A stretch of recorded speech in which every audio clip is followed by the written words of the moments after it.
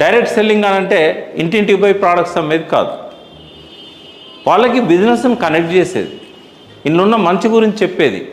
చేసడా చేయడం వాని ఇష్టం, చెప్పడం మన ధర్మం, వినకపోతే వాని కర్మం. వినకపోతే ఏమవుతుంది, మన లైఫ్ సేమ్ ఉంటుంది, ఇంకా దిగజారుతుంది. వింటే ఏమవుతుంది, డెఫినెట్గా లాభాలు ఉంటాయి, అడ్వాన్స్ అవుతాడు కదా. ఎట్లా రోజు సంపాదిస్తూనే ఉన్నాడు. అందుకే మేము ఏమంటాం, ఈ బిజినెస్ పార్ట్ టైం చేయాలంటాం. అన్లెస్ మీకు ఇందులో బయట సంపాదించేదానికంటే ఒక 2 రెట్లు ఎక్కువ డబ్బు వచ్చింది అనుకోండి, అది కూడా ఒక సంవత్సరం మొత్తం కంటిన్యూగా వచ్చింది అనుకోండి, తగ్గకుండా మీకు నమ్మకం వచ్చింది, అప్పుడు ఇలా ఖచ్చితంగా డబ్బులు వస్తూనే ఉన్నాయి, ఇక నేను ఆ జాబ్ చేయకపోయినా పర్వాలేదు.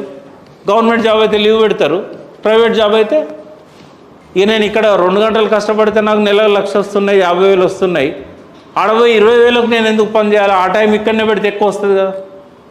మీ నమ్మకాన్ని బట్టి ఉంటుంది అది. కానీ స్టార్టింగ్లో ఎవరికైతే నెలకు 50,000 వచ్చేదాకా